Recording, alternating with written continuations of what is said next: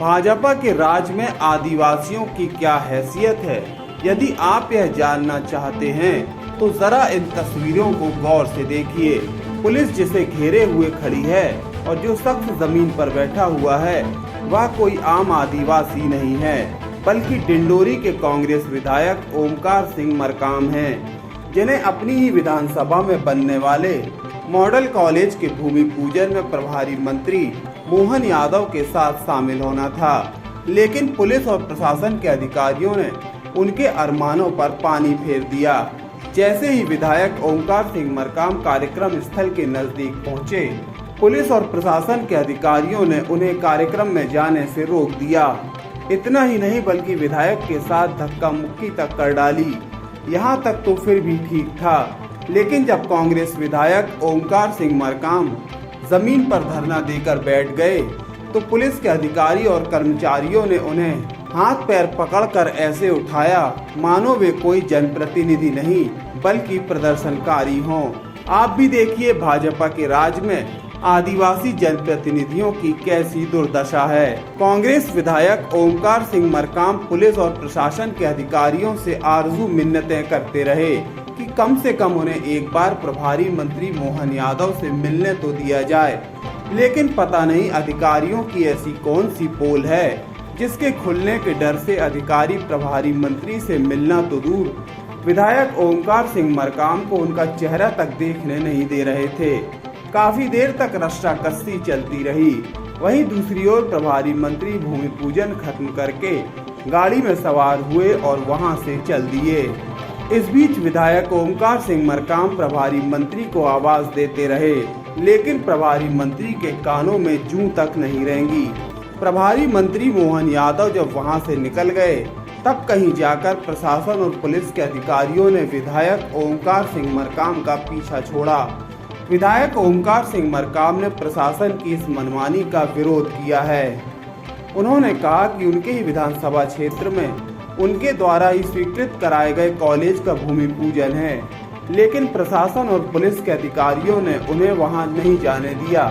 पता नहीं अधिकारी आखिर किस बात से डर रहे थे। आप बोल दीजिए नहीं, आप बोल दीजिए मंत्री से नहीं मिलाना है। ड्राइवर इसमें आप बोल दीजिए, क्या बेकार खड़े रहते हो। आप बोल दीजिए मंत्री से नहीं मिलाना है। आप मेरी गाड़ी ले जा लीजिए, आप मेरी गाड़ी ले जा लीजिए, गाड़ी ले जा लीजिए। मैं तो पैदल आऊंगा, मैं पैदल आऊंगा। आप ऐसा माननीय कलेक्टर साहब, ये मॉडल स्कूल के विषय में मुझे पता है, ठीक है ना।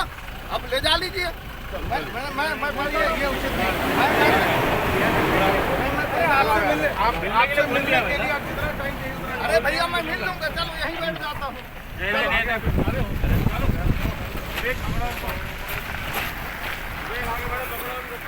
चलो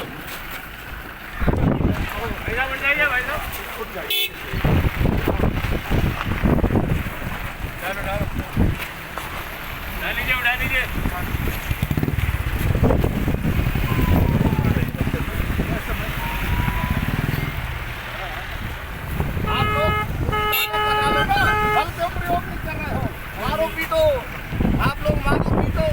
किस कारण का विरोध है? ये माननीय मंत्री जी हमारे बिना सूचना दिए अपना भूमि पूजन कर रहे हैं। मैं ढूंढने आया हूँ, माननीय मंत्री से प्रशासन मिलाना नहीं चाहता। मैंने कहा मिलवा दो भाई मेरे को, मिलवाना नहीं चाहता, मिलवाना नहीं चाहता। ये कौन सी तरीका है भैया? ये कौन सी तरीका है? ये कौन सी तरीका है? ये कौन सी तरीका है कि आप मेरी गाड़ी भी ले जा लोगे? आप मेरे सब कुछ ले जा लोगे? मंत्री जाने दो है ना। अब आप लोग इस तरह से पुलिस वाले मंत्री जी से मिलने नहीं दे रहे हो, ये कौन सी तरीका है? मंत्री जी से मिलने नहीं दोगे, ये कौन सी तरीका है भैया? ये कौन सी तरीका है?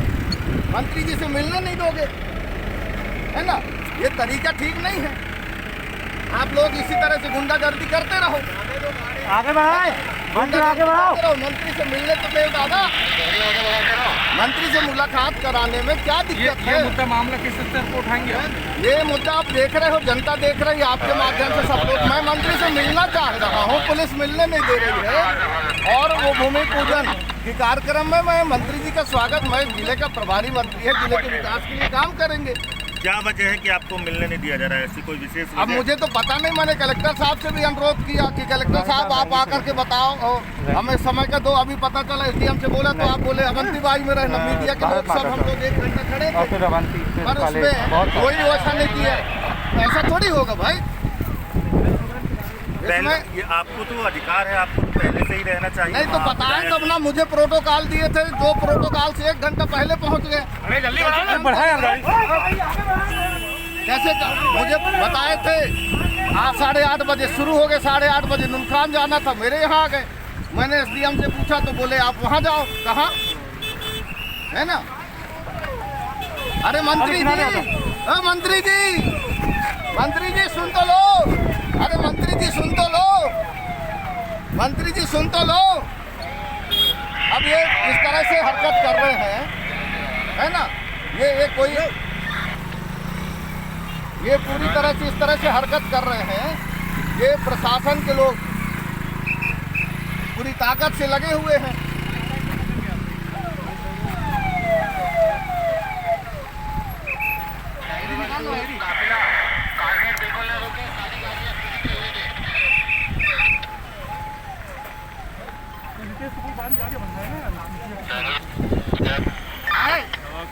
आईडी निकालो ना।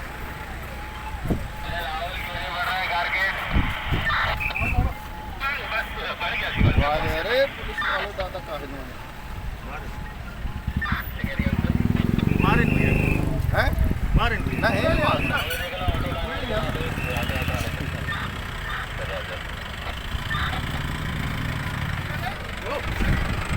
चलो।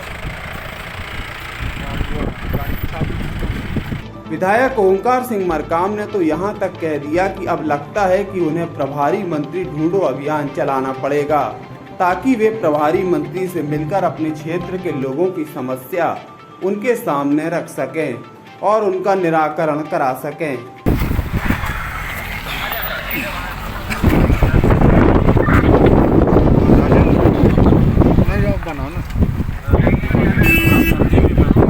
मैं धरने में नहीं बैठा हूँ, यहाँ पर पुलिस ने मुझे घसीट करके यहाँ बैठा दिया है।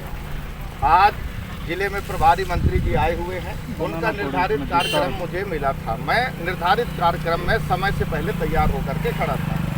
जानकारी मिली कि माननीय मंत्री जी का कार्यक्रम परिवर्तित हो गया। मैंने कलेक्टर साहब को फ़ोन लगाया, कलेक्टर साहब ने फ़ोन नहीं उठाया। एसडीएम साहब को लगाया तो एसडीएम साहब बोले कि भाई अमरपुर रोड का भूमि पूजन हो चुका है, मॉडल कॉलेज के से निकल रहे हैं, आप अवंतीबाई चौक में पहुंच जाओ। मैं अवंतीबाई चौक में पहुंच गया, आधा घंटा वहां खड़ा रहा। माननीय मंत्री जी, मैं पूछा भाई कहाँ हैं? आधा घंटा में माननीय मंत्री जी आ जाए। तो ये बताए कि नहीं अभी यहाँ पर है। तो मुझे लगा कि भाई मंत्री जी को ढूंढना पड़ेगा। तो मैं मंत्री जी को ढूंढने के लिए आया कि भाई आप कहाँ जाकर भूमि पूजन कर रहे हो मेरे क्षेत्र में, मुझे भी तो बात जानकारी होना चाहिए। जैसे मैं ढूंढने के लिए यहाँ पर आया तो मंत्री जी का काफिला आ रहा था, तो मैं रुका कि मंत्री जी से मिल लूँ। तो पुलिस उठा करके मुझे फेंक दिया। मंत्री जी से मुझे मिलने नहीं दिया, पुलिस उठा करके फेंक दिया। कलेक्टर साहब कहते हैं कि आप कलेक्ट्रेट में आकर के मिले। कलेक्ट्रेट में मैं कलेक्टर साहब से मिलने जाऊंगा। मंत्री जी अगर हैं यहाँ पर तो मेरे क्षेत्र में वो मुझे बताएं, और जिस मॉडल कॉलेज की भूमि पूजन करने आए हैं जरा तत्कालीन कैबिनेट मंत्री धुर्वे जी से पूछें। आप सबको पता है कि वो सहपुरा के लिए ताकत लगाए हुए थे। माननीय शिवराज सिंह जी भी सहपुरा के लिए कह रहे थे, और उन्होंने लिखा था कि डिंडोरी जिले का केंद्र सहपुरा है। जरा आप बताएं कि डिंडोरी से 65 किलोमीटर करंजिया है, 50 किलोमीटर सहपुरा है, केंद्र कहाँ हुआ? डिंडोरी। उसके लोकार्पण के लिए आ रहे हैं, कम से कम हमें मिलने तो दो। आज मिलने नहीं दिया जा रहा।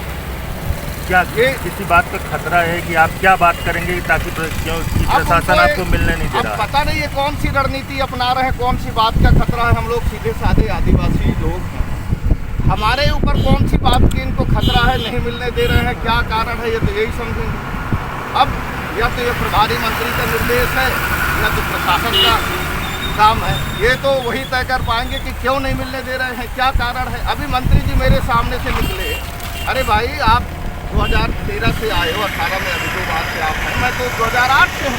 आप हमारे सम्मानित सदस्य हैं, परंतु मंत्री जी कांच नीचे किए अरे मंत्री जी प्रभार के जिले में हो, कांच उतार के चलो।